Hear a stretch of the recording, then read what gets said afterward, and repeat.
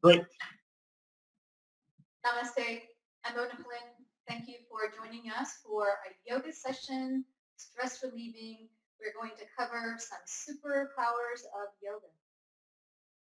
In case you have a chair, a strap, and a small towel, they will come in handy.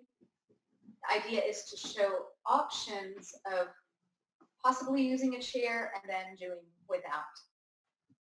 To stand and not be in the chair, since we are in the chair so much, let's begin there.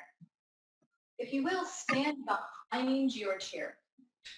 And as you stand behind your chair, stand with your feet together unless knees come together first. Place your hands at the top of the chair. Bring your weight to the big toe mounds, the inner heels, lift the arches of the feet, and notice the sense of lift in the front body. The idea here in using mountain pose is to start with a place that is centering and grounding. To use that opportunity to come present and to be present to what might unfold before us. Mountain pose leads us with actions within the alignment that then carry over into almost every pose. So if you are using your hands to press down, there is access to the lift of the front body and the anchoring of the back body, which supports the design of our human body.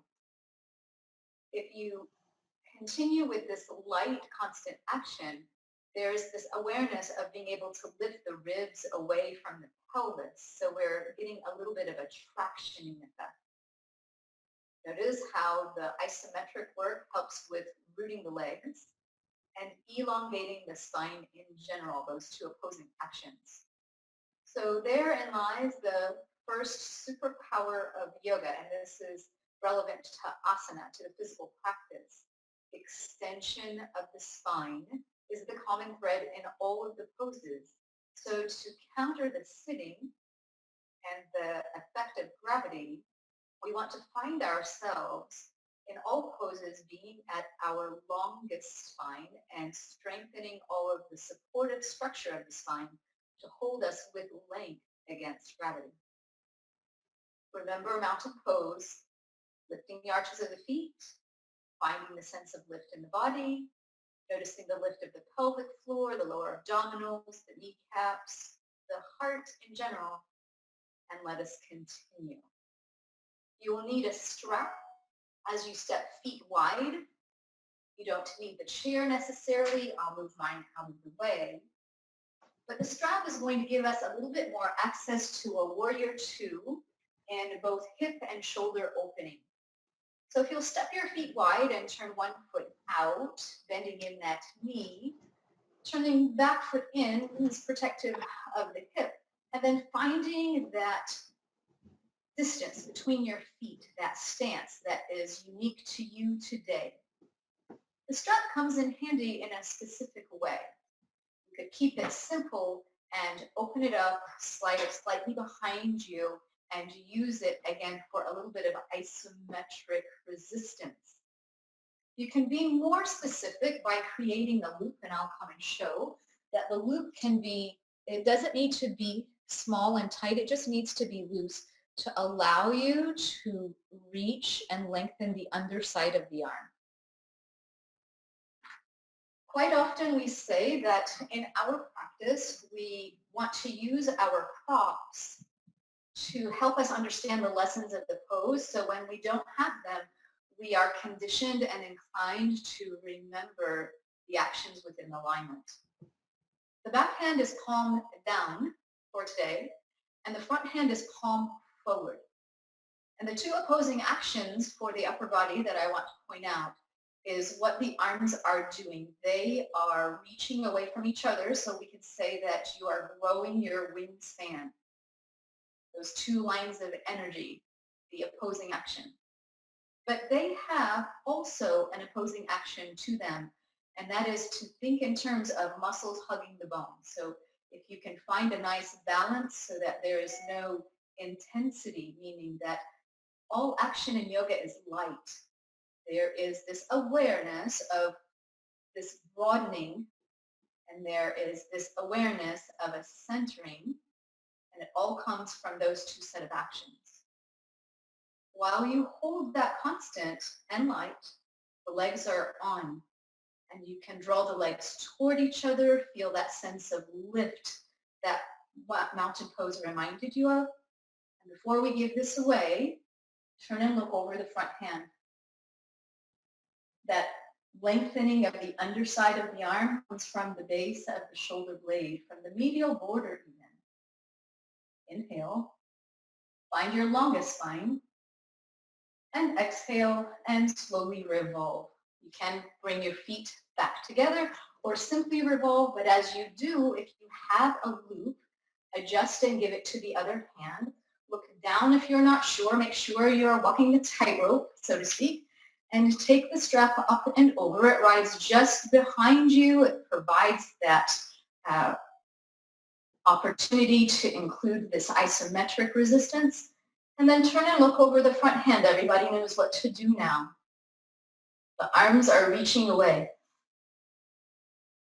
The lengthening of the underside of the arms taps into engagement from the very center of the back, from just between the shoulder blades.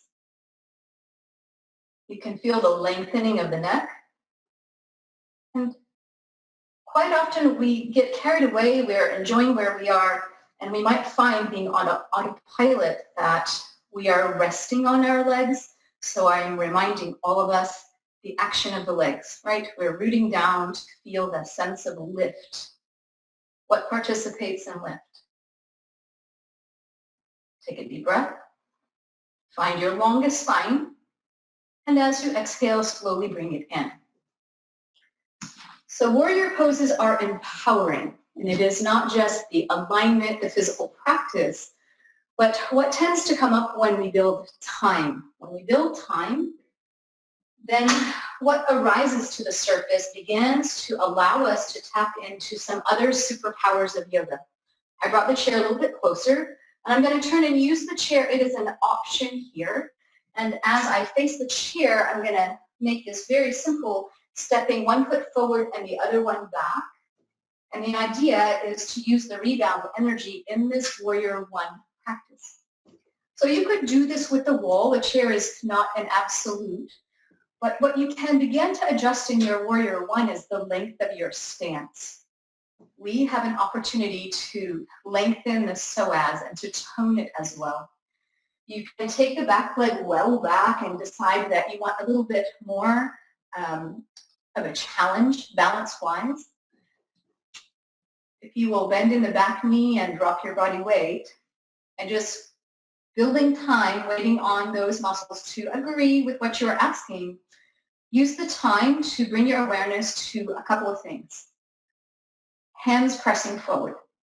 And as they do, that charges the rebound. You can feel how the psoas takes it up just a little bit. As you press forward, broaden across the collarbones. A lot of times we are working here and we're collapsing here, and we need to be strong here, but with this intention of broadening, and we're going to build on that. While you're pressing, while you kept to this slightly deeper place, think about where your ribs are relative to the front knee, and without backing off, without moving forward and back from the knee, move the upper body relative to the knee and feel how there is more of a stretch in the psoas. So now, keeping all of that, straighten the back leg. Without coming up, see if you can. Ha. And then the psoas really tells you, oh, I'm on and I'm strong and long. A lot of stress is held in the psoas. And a lot of the memory of trauma, if we begin to study and look at many mind-body practices, while we're here, you might find that your feet are pushing away from each other. But before you give this away, I want you to pull them toward each other. Don't lose the reaching into the back leg, the opening up from the back of the knee, the reach into the inner heel. So we're trying to make sure that we hold onto a balance of all of those actions. Take the time, slide in. One leg feels considerably longer, so here we go, trying to catch the other one up. And we're not in a hurry. That was a huge stretch, so find the distance. If you don't have a chair or a wall, you can take the arms up, you can take them behind you. They need to have action. So as you ease into this place that is yours, take the back leg a little bit further. Notice what you can do. Bend in the back knee. We're just readying this hip. And continue with this idea of push, right? So though we are pushing the muscles of the front of the shoulder, the pectoralis, the anterior deltoid, while these are all on, we want to maintain as much space across the chest. So we want to not collapse, yeah? And then that front knee stays. And as we are aware of where it is in space, we want to move the ribs back away relative from that point and continue with this light action.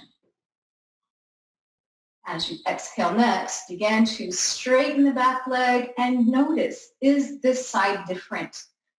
It might be, and that begins to inform you of your practice, meaning where do you need to stay longer? Where do you need to come back and ask for a little bit more?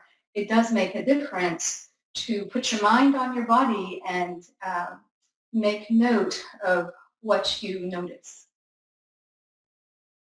One more breath. Again, where is the lift? Are you at your tallest spine? And then with the next exhalation, come on in. So we've used Warrior 1 and Warrior 2, and we use the chair specifically. If we have to have a chair in life, let's use it well.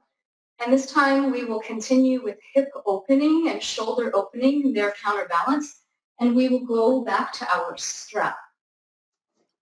Your strap needs a loop, and it does not need to be tight, so it doesn't need to be small. It's going to go on your foot. But I want to give a little bit of instruction on an option. The upper body is going to practice some of what cow face pose asks us to do. And cow face pose is designed to refine the balance of the external rotators of the shoulder and the internal rotators of the shoulder. So if we were to do cow face pose, letting this arm follow its lane, stay in its lane, stay in its plane, then we are reaching from behind and the other one from below, and we are aiming to catch unless 3 fingers join, right?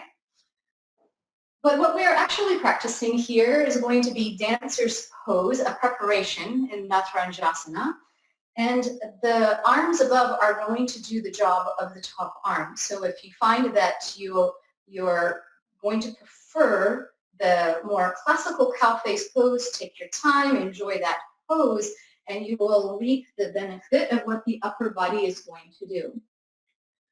The chair might come in handy. If you're standing next to a wall, that might come in handy. But I want you to slide your hand down onto the strap as far as it will go so that you arrive with your elbows straight and a little bit of a tug factor. And there's a nice little traction for the shoulder. But this starting point is unique to your anatomy, and it will be keeping you from sliding or tightening, and that means you are going to resolve to not move where your hand is on the strap unless there's an irritation, and then by all means back off. So here we go. I want to bend in the knee. My foot has the loop. It's around the arch of the foot. And while I hold onto the strap, not changing its position, I'm going to swing the arm up so that the elbow points up, similar to what my cow face pose had me do. If you're feeling a little bit courageous, then take both arms there. You have some great balance work to manage. And the benefit is, again, to the psoas traction in the lumbar spine. The inner knee of the bent leg reaches down. You will find how the tailbone lengthens down, the pelvic floor lifts, the lower abdominals lift. And if you will, find lift in the rib cage. Remember mountain pose, great space between the ribs and the pelvis. Can your hands and your head resist each other? It will strengthen the back of the neck and the posterior deltoid, the middle to upper trapezius, and more. And then comes the icing on the cake. Can you very slowly unhinge from the knee, allowing the foot to, with resistance, come toward the floor? This is a tall order. This is a lot of balance work. We are not hip hinging. We are not flexing. We have neutral long spine. And then to the floor. I like to ask my students, what worked really hard in that pose? And so I want you to think, what carried most of the load? What did you really feel in your body? It was rather comprehensive, but you might have really felt the standing ankles. So it truly works the standing leg, all the muscles as stabilizers, to include pelvic stabilizers too. So we get a lot out of that. And now the other side is jealous. So here we go. Again, if you find that was too much balance work, you can keep one hand with the chair. You can stand beside the wall and take one hand to the wall. You can even lean your body or come right up against the wall for support, any of that. But here we go. I want to hold on with elbow straight as far down so that there's this light tug, nice traction. To begin, you are welcome to stay here. It feels good just to do this. But resolve to not change where the hand is at the strap. Bend in the standing knee, taking the foot behind you. The loop is again at the arch of the foot at the instep.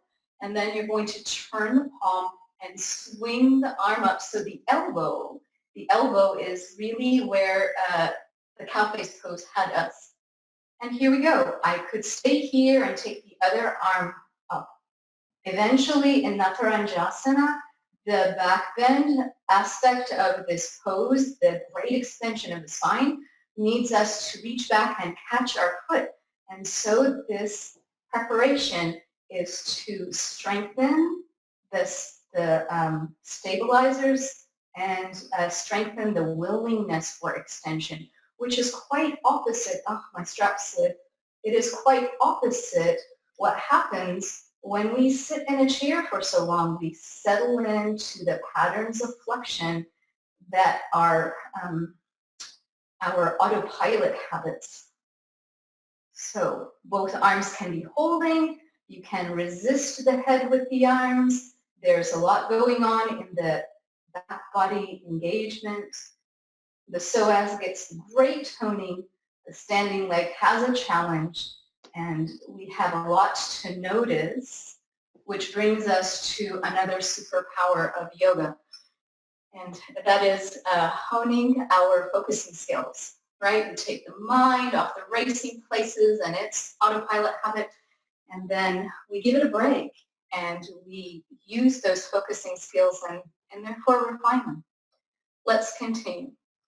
We're going to purposefully sit in the chair for one option and then stand again for the other. The idea now is to tap into a release of the outer line and all the way across to the piriformis for anybody who has sciatic tendencies or just wants to undo those tightening patterns. You could use this powerful pose to come to your chair. But where we're going is external rotation. So I'm going to take one foot and anchor ankle at the knee. This foot is dorsiflexed. And I want to notice, where did I arrive? Meaning, I am not forcing that knee down, but I want to start with resistance. So I'm meeting the leg where it is willing to show me external rotation, and having this light resistance. And we can maintain light action that when we build time, gives us a little bit of intensity. If you wanted a counterbalancing action, you can reach through and catch the outer edge of the foot, and this push-pull is not asking any change orientation of alignment as you arrive. It is just maximizing on how you tap into that outer line. If you want something that's a little bit kinder, meaning a little bit more passive, then you could, with both hands and even in a heavy-handed way, massage from the hip, from the fold, near that lesser trochanter, following this external rotation to the knee. So I'm massaging in this external rotation pattern all the way from the inner thigh to the knee. So that could be one way that you attend to this hip opening, and the other way is from standing. So if you were to find that same starting position from that powerful pose, I want to come and sit. And then I want to use the chair. And I can stay here and really think the foot is dorsiflex. I'm not allowing the knee to come up. I'm asking it to go down, obviously, to aid external rotation. But your proximity from the chair makes a difference. So this is a preparation for an arm balancing pose, and this is a great accessible starting place. I can lift and lower in the ankle. And when I do that, I'm giving more work to my hands. I'm charging the arms and adding load. And as you add load, please be aware as you look slightly ahead and keep neutral neck for the most part, that every time you add load, you're going to not collapse where you contract, but actually broaden. So as if your collarbones are smiling, yeah? And then depending on your mobility, your proximity, the shape of the chair relative to you, you could ask for a little bit more. I could say, I want to slide my hands down the legs of the chair so I still have something that is stabilizing.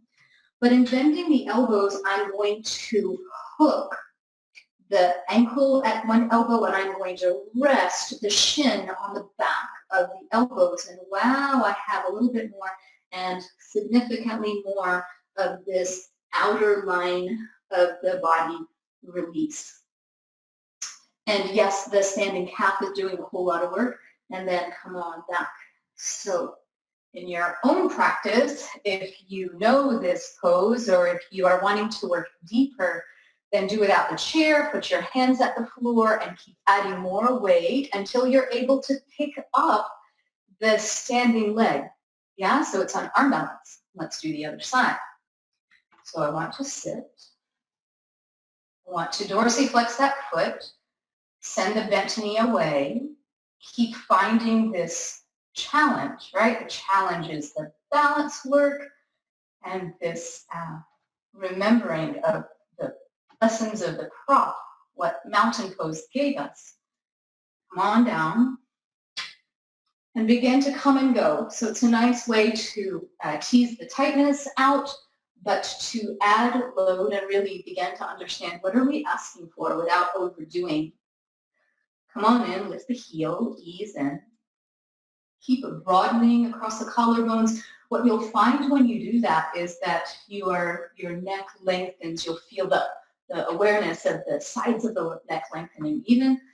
And then continue on. Just feel, can we compact and lean in, right? So we can find what our practice on the mat gives us as far as what is thought-provoking and how we carry it with us. And that can be in so many ways. How do we lean into life?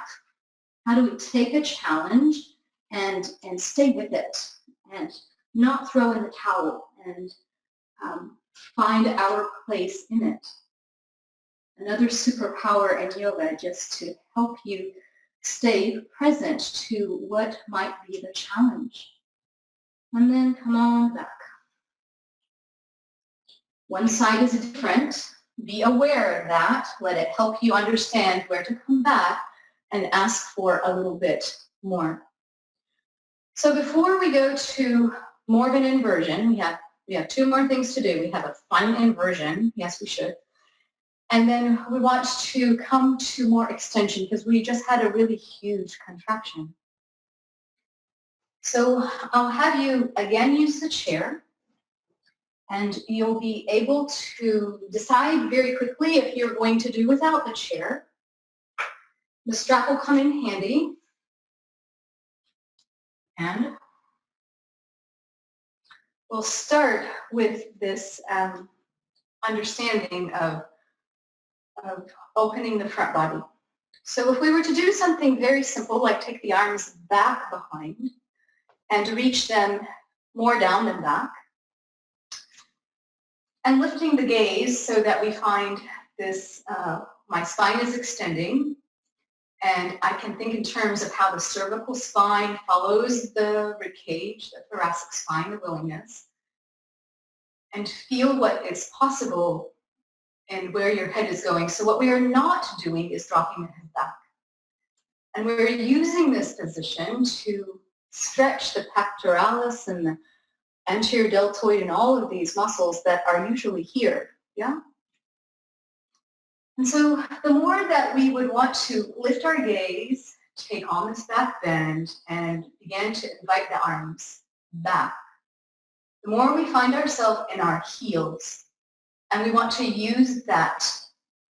We want to use the rebound energy from it. So I want to reach into the inner heels and keep finding the lift in the front body. And we can keep going, but we're not just hanging off the psoas or the muscle. We're not just compacting the lower back. We don't want it to become the victim of the pose by any means. We want to think about reaching into the inner heels and using the rebound energy to put space in between each vertebra as if we can, because we can, and how reaching out through the crown of the head follows. So there's no collapse in the back body. And everyone will find their place in it. It's not important to go as far as you absolutely can, but to build time. When you lift your gaze, emotion lifts. And if you're not sure, spend time with it. You might find more. So here we go. It's coming into the back body. I want to put one foot into the chair this way. I'm going to step onto my strap, and you can hold on to the side of the chair if that makes you more comfortable, and then step into the chair. So at first, I'm holding the reins, and my shoulder blades are really holding the reins. So I want to find dropping the hip and lifting the ribs, using mountain pose in the standing foot, and feeling tall. So this pose, hand-to-toe pose, is a tall order. The goal at some point will be to hold the big toe with the hand, so that without collapsing, without hiking up the QL while we keep length through the lumbar spine, yeah? But if we've been sitting a lot, then these hamstrings are tight, so we want to ease the tightness out. If you find that you can do more, then you are welcome to hold the leg a little bit higher. You can hold the chair, put your hand at the wall, any of that. But I'm guiding us with a little bit more accessibility. So nonetheless, drop the hip, lift the ribs, and as you come into a little bit of a hip hinge, keep the front body long. There's no flexion here in the spine. And if you can stand to add a little bit of a twist, we're going to do it from this position. So the hand that is opposite the foot is going to hold the strap, and you're going to slide up and realize that was a sneaky way to get there in a comfortable, being in charge of you sort of way. Still the hip dropped, still the ribs lifting, and take the arm and turn any amount. So even here in this form of the pose, over time the idea is to reach out, catch the big toe. But while we have the chair, it's not for the sake of the crutch. It's to give us an understanding. We can add a little bit more value. We can add bearing the leg down, the leg in the chair as well, and using all of that to find a sense of lift. Nice. Take the time, step down, recognize that now we've had a chance to really use standing poses that challenge the standing leg and give us a little bit of balance work. Let's do the other side. So I'm starting by stepping into the strap. That just makes it an easier way to get there. You can hold on to the chair or not, and you're placing the foot in the seat of the chair. I'm not walking the tightrope with my feet, in an upright position, holding the reins and recognizing that the shoulder blades are really holding the reins. So we're putting our mountain foot on, yeah? And as you exhale, be aware of all of those landmarks, the actions within the alignment. We can give that some great thought for the rest of how we carry our practice off the mat, right? What are the actions within your alignment that can carry over to so many things? So we're hip hinging. There is an isometric element here.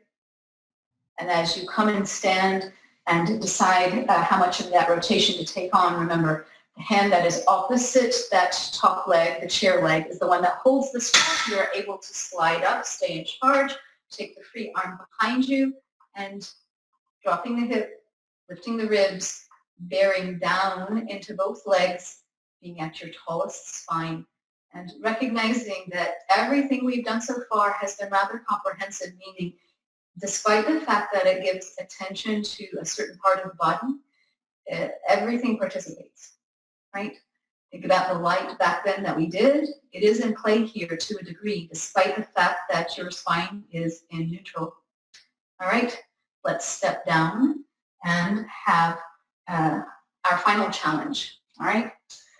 So we might not be ready for this today, but we wanted to add an element of fun.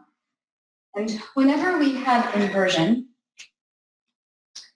if it is new, quite often folks will think, I don't know if I can do that, or I don't know if I want to do that. And so if you'll notice, I'm going to bring another chair, and I am putting my chairs against the wall. And they don't necessarily need to be, but if it's new to you, it's a safety net. And I have some padding, so we had asked if you had a towel. So if you have two chairs that match, that's key. Two chairs that match so that they will evenly affect your body. This is a headstand practice. The contraindications, two main contraindications to headstand practice would be glaucoma and pregnancy. So we're using this headstand practice to really release tension in the upper trapezius. It's used that way if folks get used to it and they learn how to rock back and forth, which we're not necessarily going to do today. It helps to have a teacher present in the room with you. But I want you to tap into your inherent strength. You're going to hold on to the chairs this way. So my hands are not on top of them. They are catching hold, and the chair would be right here. I'd be holding on to the chair. Okay, both hands. You'll be able to lend your arms strength, and you'll be able to know and feel how strong you are in your core. So I am starting with this lunge. I'm going to put my head between the chairs. I have this mat piece that makes it a little bit kinder on my shoulders so it's not so hard. And then all I have to do is float the legs up. My arms are healthy. The head gets to hang. We don't stay here terribly long, especially when it's new, because unlike headstand, when you are at the floor, you don't have the rebound from the floor to help shift blood volume. But there's a lot of fun you can have. You can work on rotation from the pelvis, playing around with, the other end of your body. It's the stabilizer. If the wall wasn't in place, We could do a split. When you're ready to come down, you can bring the knees in and slowly drop. You can keep the legs straight and challenge your core strength. You can bring one leg at a time down, any of that. But you want to give time to shifting blood volume. And so you want to stay low and then come upright. And that will change as soon as inversion practice becomes more familiar. So I hope that gives you an element of fun to come back and recognize that there are many ways to tap into yoga practice, letting yoga show you its superpowers, and perhaps finding your own. But before we're done, as you sit in the chair, I'm just using these because they're handy right here. Sit in your chair and please do this. Take your hands behind you and hold the back edge of the chair. So already we're back to this idea of expanding, of the collarbone smiling. And though you've probably been doing it a lot, just humor me and drop your chin toward the chest just a little bit. Let the hands pull forward so that you feel how the abdominal wall kind of hugs you, the transverse turns on. And use your legs. Bear ever so lightly into the floor. You are tractioning the shoulders and the neck. And the breath work goes like this. As you inhale, feel the three-dimensional aspect of your breath. As you exhale, make the torso more compact. Imagine your floating ribs sliding toward the midline, the obliques helping with that. Notice as you exhale, slow and controlled, engaging the core, that all of a sudden there's more extension in your spine. You're using the energy from that to create length and space. Use this time to reflect inward. Your gaze is dropped, your chest is open. As you inhale, that is the relaxation phase of your breath cycle. Expand, especially wide, broad ribcage. Exhale, pull everything toward the midline, sit at your tallest spine, reach out through the crown of the head. Let's try that one last time together. This time with your gaze lifted, lift your head. And whether or not you lift your chin a little bit and just lift your head a little bit more, or you look up with your eyes, that is lifting your gaze, then that is refreshing in itself, and feel that same breath pattern. I want to broaden three-dimensionally and exhale and pull everything in.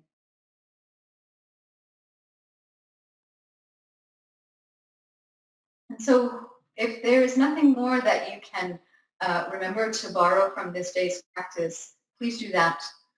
The alignment of the arm work, the tug of the tightness out of the front of the chest, the coming to center, coming to present. Allow that to give your mind and your body a break and refresh you, allowing you to go back to your superpowers. Namaste.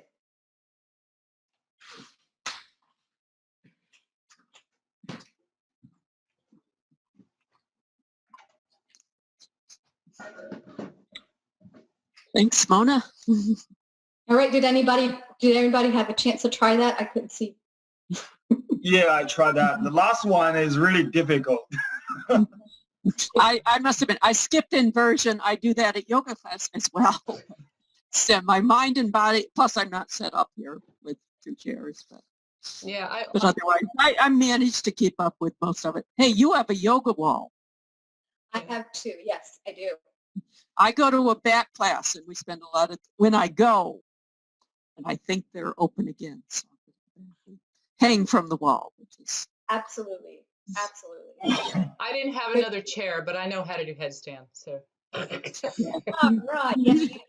Yes, you I've do. never been good at any kind of inversion. So My, But we Dr. don't do Gill, that much in our class. So I could not, when I first started, when I started, my first yoga class was at 35.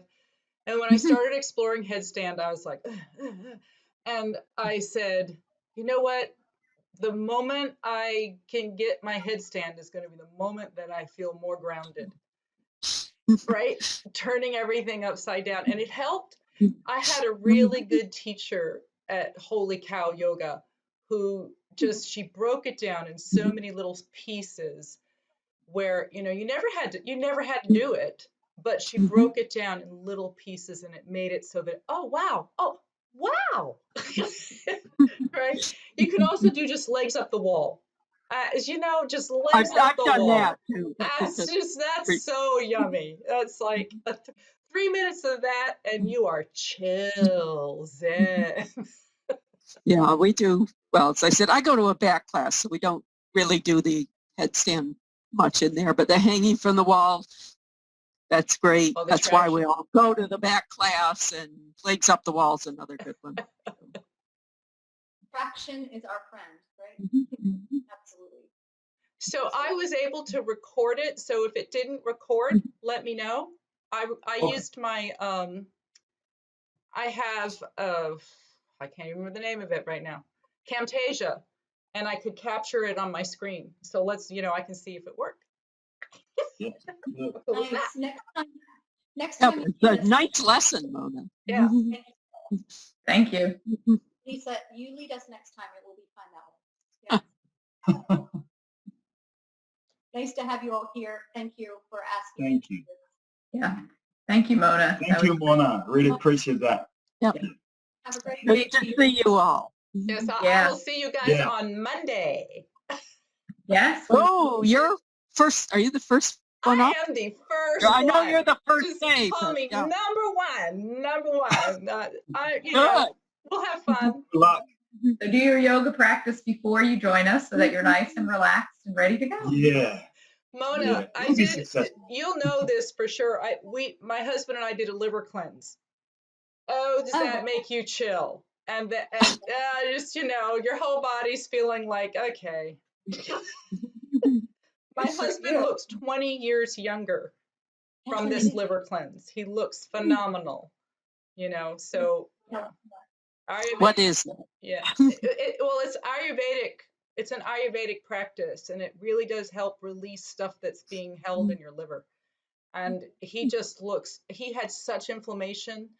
I was worried. I really worried about his health, and he looks 20 years younger. Like he looks great.